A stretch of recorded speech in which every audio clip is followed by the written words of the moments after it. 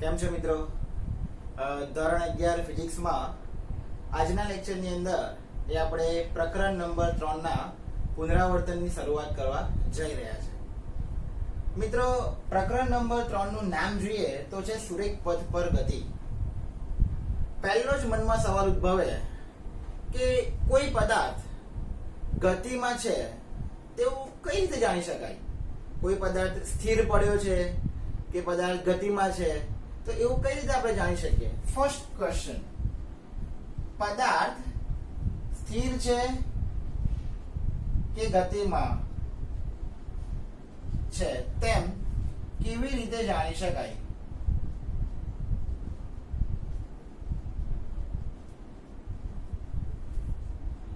કોઈ પદાર્થ તમે કેમનું કહી શકો કે સ્થિર છે અને ગતિમાં? તો એના માટેનું રીઝન એવું છે કે જો કોઈ પદાર્થ બીજા પદાર્થની સાપેક્ષમાં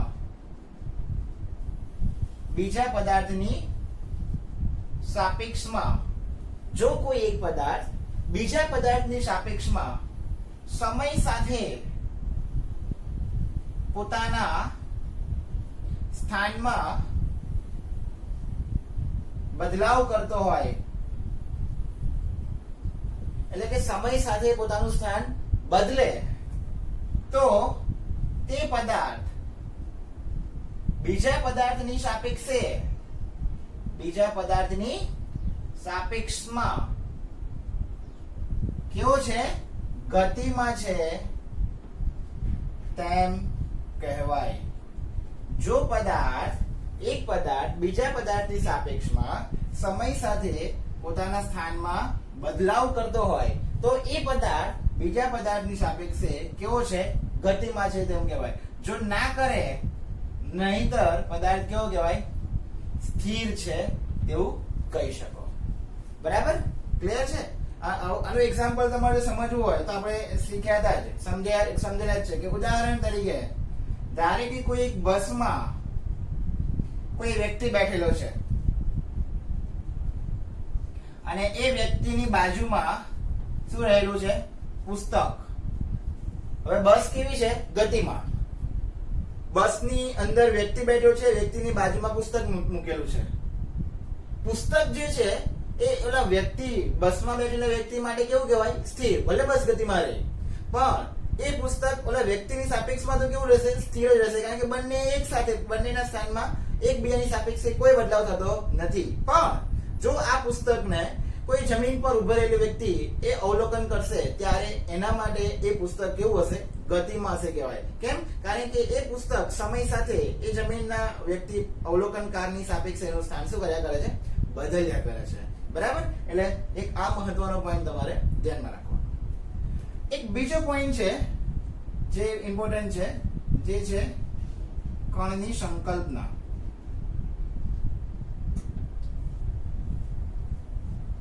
કોન્સેપ્ટ ઓફ પાર્ટિકલ. પાર્ટિકલ એટલે શું? કોન્સેપ્ટ એનો શું છે? તો કે કણ એટલે બિંદુવત દળ ધરાવતો પદાર્થ. આ કણની સિમ્પલ ડેફિનેશન છે. કણ એટલે બિંદુવત દળ ધરાવતો પદાર્થ. ક્લિયર? જનરલી વાસ્તવમાં જો આપણે વિચારીએ ને તો કણને એવી કોઈ સંકલ્પના આપી શકીએ, મતલબ કે કણને આપણે ડિફાઇન ના કરી શકીએ. એટલે કહી શકાય કે કણને પરિમાણ હોતા નથી. પરિમાણ ના હોય ને તો એ વસ્તુ શક્ય નથી. એટલે કે તેથી એ કેવી પરિસ્થિતિ છે? આદર્શ પરિસ્થિતિ છે. આદર્શ પરિસ્થિતિ મતલબ કે કોઈ કન્સેપ્ટ સમજવા માટેની આપણે ચર્ચા કરી શકીએ, પણ વાસ્તવમાં એ શક્ય નથી. વાસ્તવમાં કણ શક્ય નથી. ક્લિયર? એટલે આ મહત્વનો પોઈન્ટ પણ તમારે ધ્યાનમાં રાખવાનો. આ જે કણને આપણે જો કોઈ પદાર્થને કણ તરીકે ડિફાઇન કરીએ તો કણ એ કેવી ગતિ કરતો હોય છે? રેખીય ગતિ કરે છે.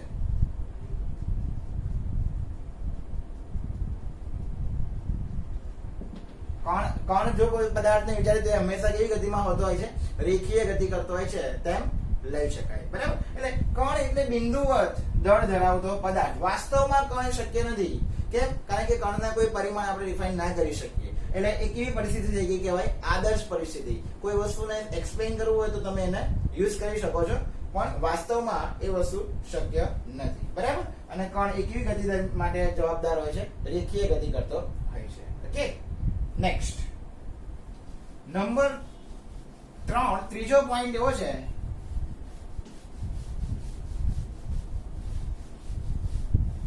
કે જે છે યંત્રશાસ્ત્ર, જેને આપણે ઇંગ્લિશમાં કહીએ છીએ મિકેનિક્સ.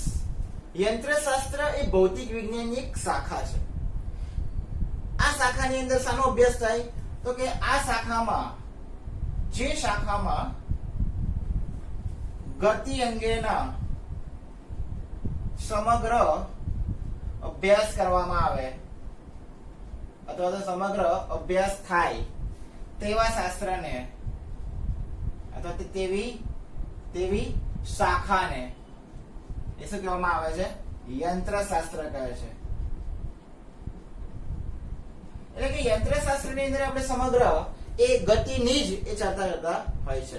હવે આ ગતિની ચર્ચા બે રીતે થતી હોય છે. એટલે કે આ યંત્રશાસ્ત્રના કેટલા વિભાગો છે? 2 વિભાગો પાડીએ છીએ.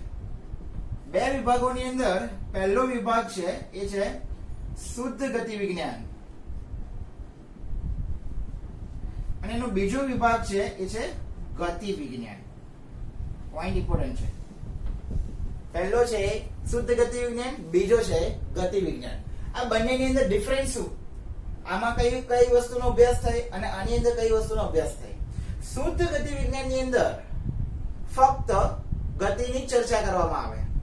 ગતિ કેમ થઈ એના કારણોની ચર્ચા કરવામાં આવતી નથી. તો આ શાખામાં ગતિ અંગેની અથવા તો ગતિની ચર્ચા કરવામાં આવે છે.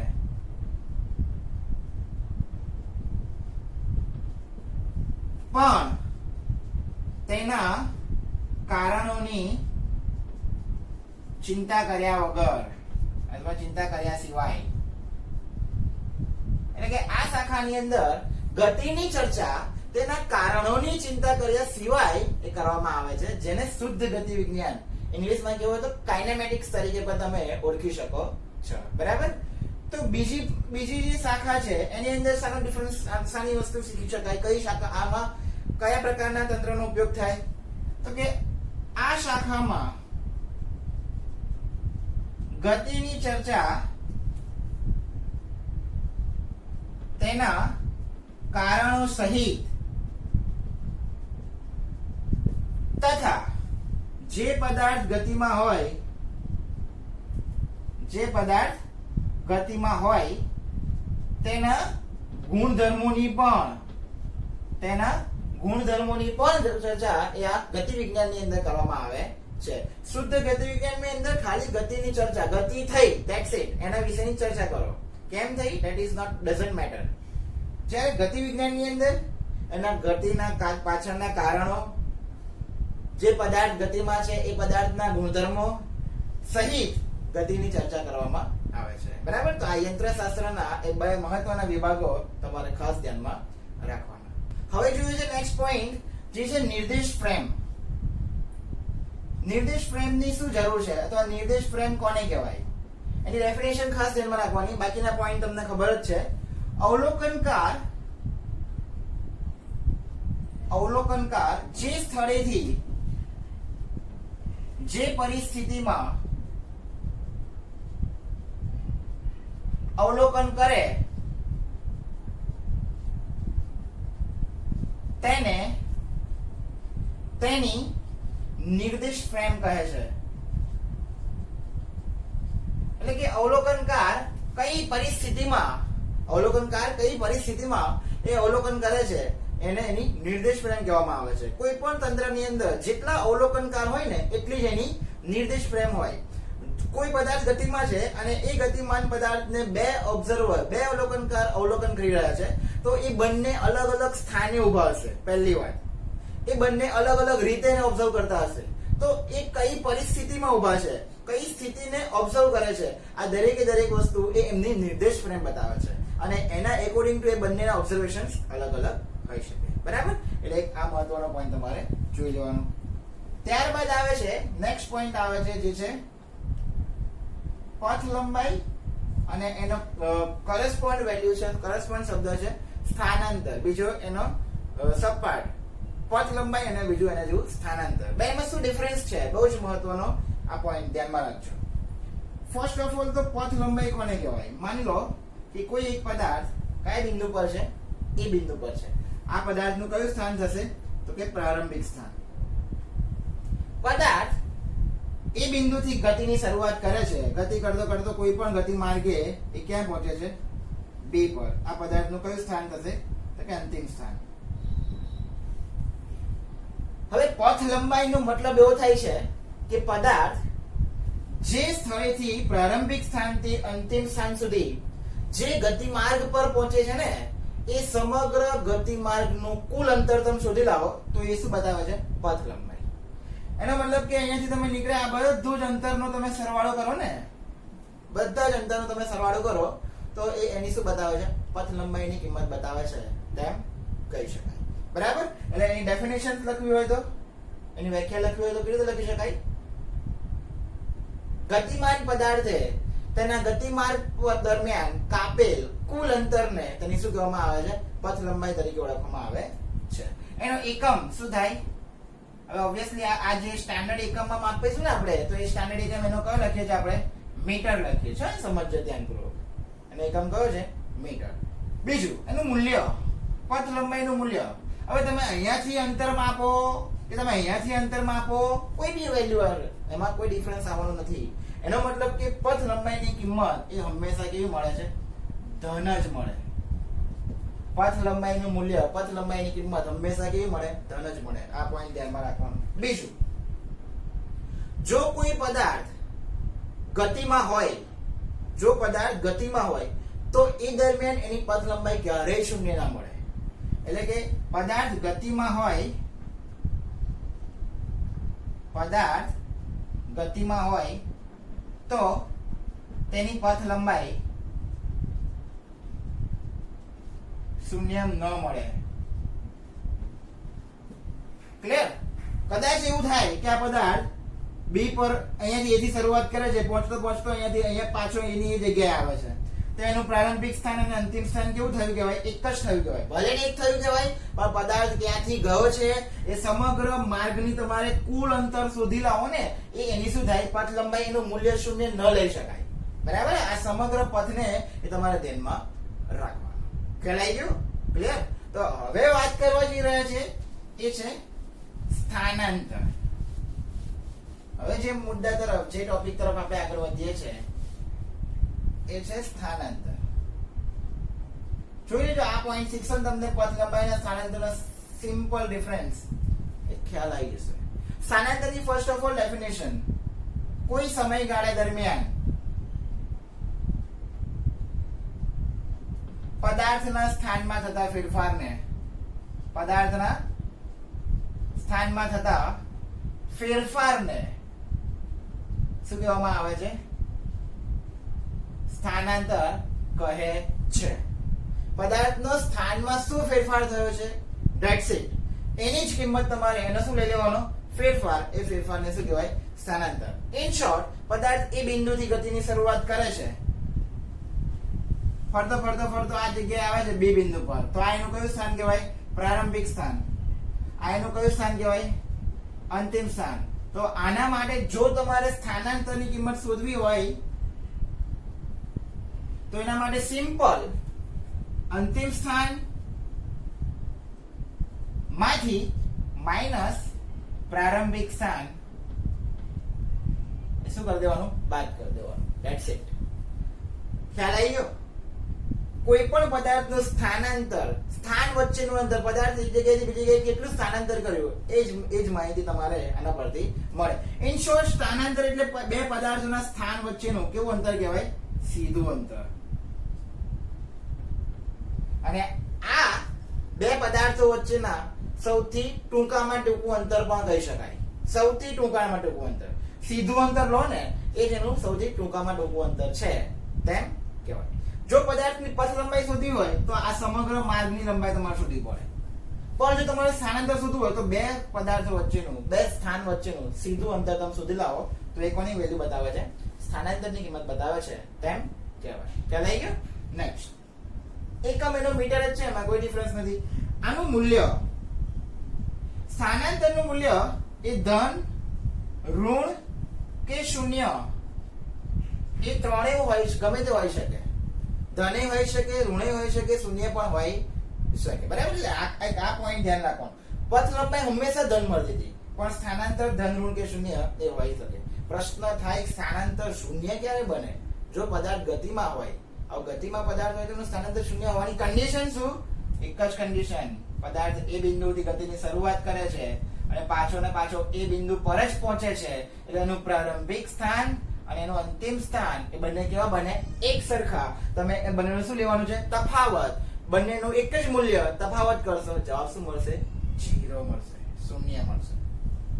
બરાબર? એટલે જ્યારે પ્રારંભિક અને અંતિમ સ્થાન એક જ હોય તેવી જ કન્ડિશનમાં પદાર્થનું એ શું બને છે? મૂલ્ય સ્થાનાંતરનું શૂન્ય મળે છે. ઓકે? એટલે આ મુદ્દો પણ તમારે એક ખાસ ધ્યાનમાં રાખવાનો. ના, હવે આ પોઈન્ટ જો તમારો સમજાઈ ગયો હોય તો એક મહત્વનો આ બંનેની કરસ્પોન્ડિંગ, આ બંને વચ્ચેનો સંબંધ દર્શાવતું સમીકરણ પણ એ જોઈ લઈએ. ઓબ્વિયસલી કે જ્યારે તમે હમણાં જ શીખ્યા પથ લંબાઈ અને સ્થાનાંતરની જ્યારે કમ્પેરિઝન કરીએ છીએ, બે વચ્ચે શું સંબંધ રહેલો છે, તો એ બંને વચ્ચેના સંબંધ માટે તમે આ ઇક્વેશન્સ લખી શકો છો. પથ લંબાઈ આ બાજુ લખો છો, સ્થાનાંતર. જ્યારે પણ આપણે એક એક્ઝામ્પલ લઈને સાબિત કરવું હશે તોય કરીશું, ઓલરેડી કરેલું જ છે. પથ લંબાઈ અને સ્થાનાંતર વચ્ચેનો સંબંધ દર્શાવતું સમીકરણમાં આપણે શું લખીએ છીએ? Greater than or equal to. આનાથી શું ઇન્ડિકેટ થાય છે? તો કે જો પથ લંબાઈ અને સ્થાનાંતરના મૂલ્યો કોઈ વખતે સરખા હોય, જો પદાર્થ કેવી ગતિ કરતો હોય? સુરેખ પથ પર ગતિ કરે તો એને પથ લંબાઈ અને સ્થાનાંતર કેવા મળે? એક સરખા મળે. પથ લંબાઈ બરાબર સ્થાનાંતર. પણ જો પદાર્થ અનિયમિત ગતિ હોય, જો અનિયમિત ગતિ હોય તો એના માટે ઓલવેઝ, હંમેશા પથ લંબાઈનું જ મૂલ્ય એ સ્થાનાંતર કરતા કેવું મળે? વધારે મળે. અને એટલા માટે આપણે લખી શકાય છે કે પથ લંબાઈ ઇઝ ગ્રેટર ધેન સ્થાનાંતર. એટલે આ પોઈન્ટ પર તમારે ખાસ રાખવાનો. અને એટલા માટે આપણે બંનેને કમ્બાઈન કરીને આ બંને વચ્ચેનો સંબંધ દર્શાવતું સમીકરણ એ આ રીતે એ લખી શકીએ છીએ. પથ લંબાઈ પ્રશ્ન પૂછાય, એક માર્ક્સનો ઇમ્પોર્ટન્ટ ક્વેશ્ચન, પથ લંબાઈ અને સ્થાનાંતરના વચ્ચેનો સંબંધનું સૂત્ર મેળવો તો વચ્ચે શું લખવાનું તમારે? Greater than and equal to. Okay? Clear? આ એક મહત્વનો પોઈન્ટ પર તમારે ધ્યાનમાં રાખી લેવાનું. પથ લંબાઈ અને સ્થાનાંતર પરથી હવે આગળ વધીએ છે એ છે ઝડપ. કોઈ પણ પદાર્થની ઝડપ શોધવી હોય તો એના માટેની પહેલી તો વ્યાખ્યા શું કહી શકાય? તો એકમ સમયમાં પદાર્થે કાપેલ કુલ અંતરને એ શું કહેવામાં આવે છે? ઝડપ કહે છે. ક્લિયર? ડેફિનેશન પરથી એની ઇક્વેશન બનાવવું હોય તો ઝડપ બરાબર અંતર ભાગ્યા સમય. એ તો ઈઝી તમારું કામ થઈ શકે છે. પણ હવેનો મેઇન પોઈન્ટ આવે છે એ છે સરેરાશ ઝડપ.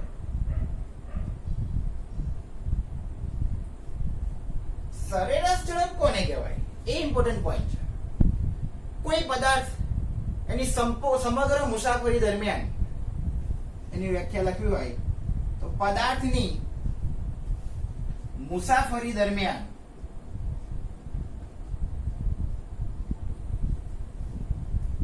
તેને કાપેલ કુલ અંતર, અથવા એને આપણે કહી શકીએ છીએ કુલ અંતરને પથ લંબાઈ કહી શકીએ છીએ. તેને કાપેલ કુલ અંતર, અને એવું ના કેવું હોય તો એની જગ્યાએ આપણે શું લખી શકાય છે? પથ લંબાઈ. અને તે માટે લાગતા આ પથ લંબાઈ કાપવા માટે લાગતા સમયગાળાના ગુણોત્તરને એ શું કહેવામાં આવે છે? સરેરાશ ઝડપ કહે છે. ક્લિયર? એટલે એક મહત્વનો પોઈન્ટ એ તમારે ધ્યાનમાં રાખવાનો. ઇક્વેશન્સ બનાવવું હોય તો સરેરાશ ઝડપ બરાબર પથ લંબાઈ ના છેદમાં સમયગાળો. ઉપર ઝડપ બરાબર અંતર ભાગ્યા સમય. અહીંયા મુસાફરીનું કુલ અંતરની ચર્ચા આપણે કરીએ છીએ. નેક્સ્ટ, આનો એકમ તમે કહો, એકમ તો એમાં શું થવાનો? મીટર પર સેકન્ડ. પથ લંબાઈ મીટરમાં માપીએ છીએ, સમય સેકન્ડમાં. અને એને એકોર્ડિંગ ટુ એનું પારિમાણિક સૂત્ર બનાવવું હોય તો જોડે જોડે બનાવી જ દેવાય. m/0. દળના કોઈ પરિમાણ નથી. સમય લંબાઈ અને સમયને એક એક પરિમાણ છે. L1 t−1 માઇનસ કેમ? કારણ કે છેદમાં છે સમય, અને ઉપર લઈ લઈએ તો એની -1 ઘાત મળે છે. બરાબર? તો m, l અને t ના ફોર્મેટમાં પારિમાણિક સૂત્ર આ રીતે તમે લખી શકો છો. હવે મેઇન પ્રશ્ન એ થાય કે સર આ ઝડપ અને સરેરાશ ઝડપ આ બંનેમાં ડિફરન્સ શું, અથવા તો સરેરાશ ઝડપથી શું ખબર પડે? તો કોઈ ગતિની આપણે સરેરાશ જાણવી હોય ને, ગતિની સરેરાશ જાણવા માટે, ગતિની સરેરાશ જાણવા માટે શું શોધીએ છીએ આપણે? સરેરાશ ઝડપ શોધીએ છીએ. ગતિની સરેરાશ મતલબ માની લો કે તમે તમારા ઘરેથી કોઈ 100 કિલોમીટર દૂર આવેલા પ્લેસ પર જવા માટે નીકળો છો. તમે A થી B પહોંચી ગયા, તે દરમિયાન તમારો જે કુલ સમયગાળો રહ્યો એ કેટલા કલાકનો રહ્યો? 2 કલાકનો. હવે આના માટે તમે ઝડપ શોધો. ધ્યાનથી સમજજો મારી વાત. ઝડપ શોધો. ઝડપ બરાબર અંતર ભાગ્યા સમય. અંતર એટલે 100 કિલોમીટર છેદમાં સમય એટલે 2 કલાક. 100 ભાગ્યા 2 એટલે 50 ઉપર એકમ કિલોમીટર પર કલાક. મતલબ કે તમે જ્યારે ઘરેથી નીકળ્યા ને ત્યાંથી લઈને તરત જ ત્યાંથી લઈને તમે જ્યાં સુધી પહોંચ્યા B સ્થાન સુધી, ત્યાં સુધી તમારા વાહનની ગતિ ઝડપ એ કેટલી હોવી જોઈએ? 50 કિલોમીટર પર કલાકની જ હોવી જોઈએ. ના એનાથી ઘટવી જોઈએ, ના એનાથી વધવી જોઈએ. એ મિનિંગ ઝડપનો થાય છે. ક્લિયર? તો શું એ વસ્તુ ખરેખર પોસિબલ છે? તો કે ના. જો હવે તમે વાહન સ્થિર હશે ને તમે શરૂઆત કરશો એટલે 0 થી લઈને આગળ વધતું જશે, એટલે એ બી 50 તૂટી ગયું. જો કદાચ તમને રસ્તામાં ટ્રાફિક મળી ગયો, તમારી સ્પીડ એકદમ લો થઈ જશે. જો તમારો રસ્તો ક્લિયર મળી ગયો તો તમે 50 થી ઉપર બી જઈ શકશો. મતલબ કે તમે વધઘટ સ્પીડને ઝડપને કારણે 2 કલાકમાં પહોંચો છો. તો આ ઝડપની જે 50 કિલોમીટર પર કલાકની વેલ્યુ થઈ ને તમારી, એ ઝડપ ન કહેતા એને આપણે શું કહીએ છીએ? સરેરાશ ઝડપ કહીએ છીએ. એને આપણે શું કહીએ છીએ? સરેરાશ ઝડપ કહીએ છીએ. કેમ? કારણ કે આપણે એ બંનેની એસ્ટિમેટેડ વેલ્યુ લઈએ છીએ. મતલબ કે સમગ્ર મુસાફરીની કિંમત લઈએ છીએ. ક્યાંક વચ્ચે ઉભા રહ્યા તો એનું આપણે નહીં ગણતા. 2 કલાકની અંદર તમે 5-10 મિનિટ વચ્ચે તો એ નહીં ગણતા. એ બધું ગણે જ ગયું એવું ઇન્ડિકેટ કરે. તો એ એટલા માટે અહીંયા મેં શબ્દ લખ્યો છે મુસાફરી દરમિયાન. ખ્યાલ આવી ગયો? આ એક મહત્વનો પોઈન્ટ. ગતિની સરેરાશ જાણવી હોય ને તો એના માટે આપણે સરેરાશ ઝડપની કિંમત શોધીએ છીએ. હવે જઈએ છીએ આગળ વેગ તરફ. ઝડપ તો શીખ્યા, હવે વેગની માહિતી કેવી રીતે મેળવી શકાય અને વેગ પરથી શું જાણી શકાય, અને વેગ અને ઝડપમાં શું ડિફરન્સ છે, શું તફાવત રહેલો છે જોઈએ. નેક્સ્ટ પોઈન્ટ છે એ છે વેગ. ફર્સ્ટ ઓફ ઓલ વેગની વ્યાખ્યા. એકમ સમયમાં એક જ શબ્દનો ડિફરન્સ છે. એકમ સમયમાં પદાર્થે કરેલ સ્થાનાંતરને, અંતરની જગ્યાએ શું આવે? સ્થાનાંતરને શું કહેવામાં આવે છે? વેગ કહે છે. એકમ સમયમાં પદાર્થે કરેલ સ્થાનાંતરને શું કહેવામાં આવે છે? વેગ. તો હવે બીજું પોઈન્ટ આવે જ છે જેને કહે છે આપણે સરેરાશ વેગ. સેમ વસ્તુ, પથ લંબાઈની જગ્યાએ સ્થાનાંતર. પદાર્થની મુસાફરી દરમિયાન તો ડાયરેક્ટ ઇક્વેશન લખી દઈશું તો બી વાંધો નહીં આવે. જેને કહે છે આપણે કુલ સ્થાનાંતર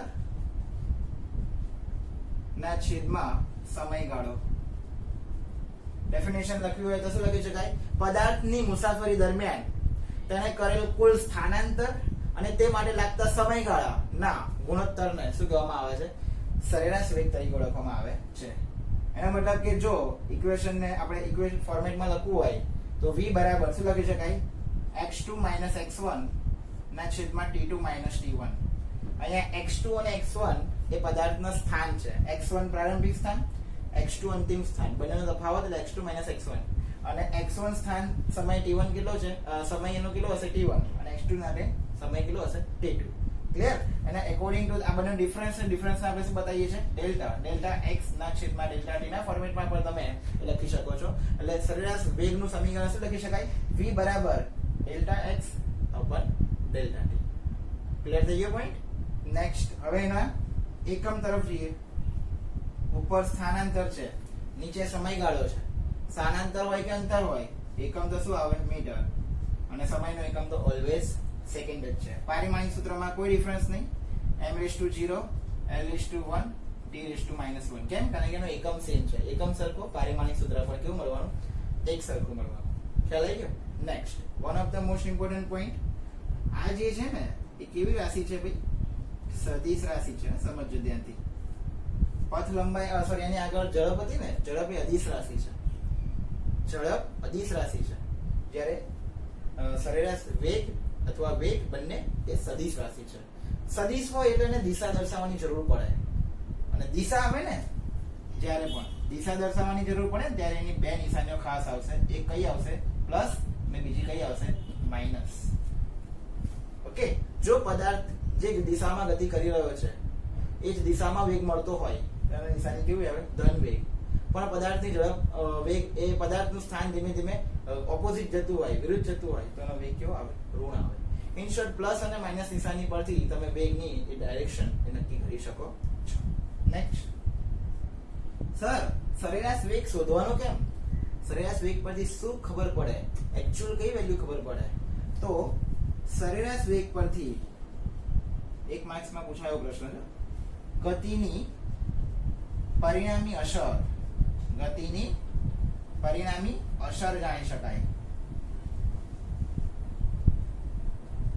ગતિની સરેરાશ જાણવી હોય તો સરેરાશ ઝડપ શોધવાની, પણ એ પદાર્થ પર શું અસર થઈ ગતિ દરમિયાન એ અસર કોના પરથી મળી શકે છે? સરેરાશ વેગ પરથી મળી શકે છે. એટલે કે સરેરાશ વેગ પરથી ગતિની પરિણામી અસર એ તમે જાણી શકો છો. બરાબર? સરેરાશ ઝડપ અને વેગની આપણે કમ્પેરિઝન હમણાં જ કરી હતી પથ લંબાઈ અને સ્થાનાંતરને એકોર્ડિંગ ટુ. સરેરાશ ઝડપ અને સરેરાશ વેગ.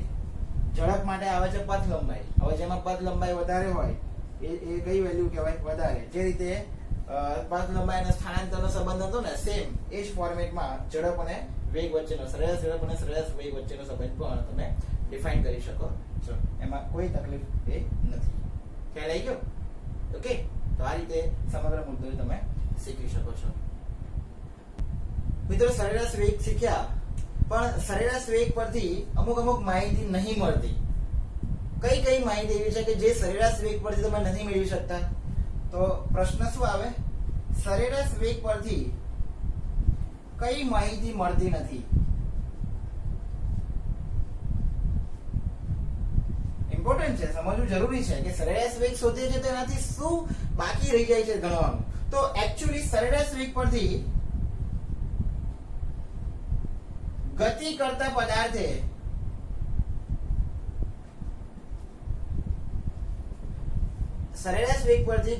પદાર્થે ખરેખર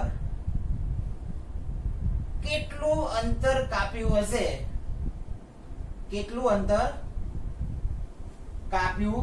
હશે, તે જાણી શકાતું નથી. કયા માર્ગ પર આવ્યો છે, કેટલું અંતર કાપીને આવ્યો છે, એ સરેરાશ વેગ પરથી નહીં મળતું તમને. બીજું, તેનો ગતિપથ અથવા તો ગતિમાર્ગ જાણી ન શકાય. સાચો ગતિમાર્ગ સરેરાશ વેગ પરથી મળતો નથી. આપણને શું મળે છે એના પરથી? એનું પ્રારંભિક સ્થાન અને અંતિમ સ્થાન વચ્ચેનો સીધો તફાવત મળે છે, પણ એનો સાચો ગતિમાર્ગ કયો છે, કયા માર્ગેથી આવ્યો છે પદાર્થ, એ આની મદદથી જાણી શકાતું નથી. ને નંબર 3, ગતિમાર્ગમાં જુદા જુદા બિંદુઓએ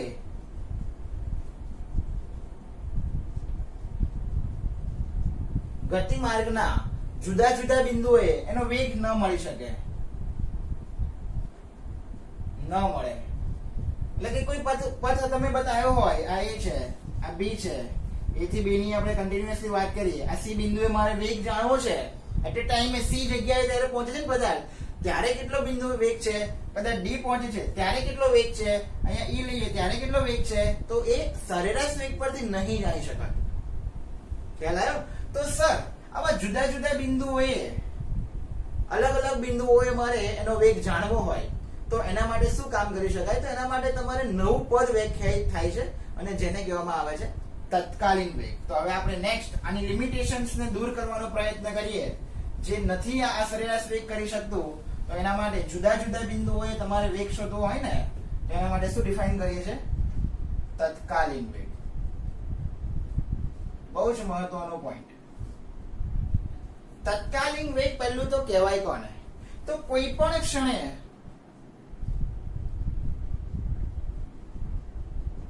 શોધવામાં આવતા વેગ, શોધવામાં આવતા વેગને એ શું કહેવામાં આવે છે? તત્કાલીન વેગ. ગતિમાન પદાર્થના ગતિપથ પર કોઈ પણ બિંદુ પાસે કોઈ પણ ક્ષણે શોધવામાં આવતા વેગને શું કહેવામાં આવે? તત્કાલીન વેગ કહેવામાં આવે છે. આમ તો અનિયમિત ગતિ જો થતી હોય ને, અનિયમિત ગતિ દરમિયાન સરેરાશ વેગ પરથી આ માહિતી ન મળે. એની દિશા એટ એ ટાઈમ એની એ પર્ટિક્યુલર બિંદુએ એનું મૂલ્ય, એની દિશા એ તમે ના જાણી શકો. એના માટે અનિયમિત ગતિ માટે કોઈ પણ બિંદુ પાસે, કોઈ પણ બિંદુ પાસે વેગ જાણવા માટે તત્કાલીન વેગ વ્યાખ્યાયિત કરવું પડે. વ્યાખ્યાયિત કરવું પડે. મળે છે શાના પરથી? સરેરાશ વેગ પરથી જ મળે ને, ધ્યાન રાખજો. પણ એને અલગ રીતે તમે ડિફાઇન કરો છો. કેવી રીતે? તો કે સરેરાશ વેગનું સમીકરણ યાદ કરો. v બરાબર શું લખ્યું હતું? ડેલ્ટા x ના છેદમાં ડેલ્ટા t, સ્થાનાંતર છેદમાં સમયગાળો. હવે આપણે પર્ટિક્યુલર બિંદુ માટે લેવું હોય, માનો કે પદાર્થને અહીંયાથી A થી B સુધી પહોંચે છે અને વચ્ચે મારે આ C બિંદુ, આ D બિંદુ, આ E બિંદુ વોટએવર, તો મારે C બિંદુ એનો વેગ જાણવો છે. તો મારે એટલાથી, માનો કે C અને D વચ્ચેનો તફાવત મારે જાણવો છે, તો મારે આટલો જ ડેલ્ટા t નો ગાળો લેવાનો અને એ દરમિયાન જ કેટલું સ્થાનાંતર થયું છે એટલું જ ડેલ્ટા x નો ગાળો લેવાનો. એટલે કે તમારે આ ડેલ્ટા t ની જે સંપૂર્ણ a થી b ની લિમિટ છે એને ધીમે ધીમે શું કરતા જાઓ? ઘટાડતા જાઓ. એટલે શું લેવું પડે? લિમિટ. અને એટલે કહેવાય લક્ષ. એટલે આપેલ સમીકરણમાં limit delta t tends to 0 નું એ શું લેતા? લક્ષ લેતા. આનો મતલબ એવો થાય છે, limit delta t tends to 0 એટલે ડેલ્ટા t ની કિંમત કયા તરફ ઘટાડતા જાઓ છો? 0 તરફ. ટેન્ડ્સ ટુ 0 એટલે 0 બાજુ જઈએ છે. પણ ધ્યાન રાખવાનું કે શૂન્ય નહીં લેવાનું. કેમ? કારણ કે છેદમાં છે, ડેલ્ટા t છેદમાં છે, તો તમે શૂન્ય છેદમાં ભાગશો તો તમારું પદ અવ્યાખ્યાયિત થઈ જશે, જે ગણતરીમાં નહીં આવતું. બરાબર? એટલે આ કિંમતને મૂકી દઈએ તો v બરાબર લિમિટ ડાયરેક્ટ આપી દેવાની. Limit delta t tends to 0 શું લખાય? ડેલ્ટા x ના છેદમાં ડેલ્ટા t. હવે તમે જ્યારે લિમિટ દૂર કરો છો, હવે ડેલ્ટા t ને તમે લિમિટ આપી 0 તરફ જવાનું કીધું, એટલે એનું મૂલ્ય બહુ નાનું થતું જશે. ડેલ્ટા t ઘટતો જશે અને અકોર્ડિંગ ટુ ડેલ્ટા x પણ ઘટતો જ જશે. That means you can also write like this. Delta તમારો સામા ફરી જશે d માં dx dt, જેને શું કહેવાય? સ્થાન x નું સમય t ની સાપેક્ષે, x નું સમય t ની સાપેક્ષે શું કહી શકાય? વિકલન ફળ તરીકે પણ ઓળખી શકો છો, જે તત્કાલીન વેગનું સમીકરણ તમારું બને છે તેમ કહેવાય. v બરાબર dx dt, જે તત્કાલીન વેગનું સમીકરણ. અને વંચાઈ પણ કેવી રીતે? સ્થાન x નું સમય t ની સાપેક્ષે વિકલન ફળ છે તેમ કહેવાય. નીચે વાળાની સાપેક્ષે ઉપર વાળાનું વિકલન એવું કહી શકાય. બરાબર? અંશનું વિકલન છેદની સાપેક્ષે. ઓકે, તો આ મહત્વનો પોઈન્ટ તમે એ રીતે સમજી શકો છો. તો આ રીતે બધા જ પોઈન્ટ તમે ધ્યાનપૂર્વક જોઈએ છે.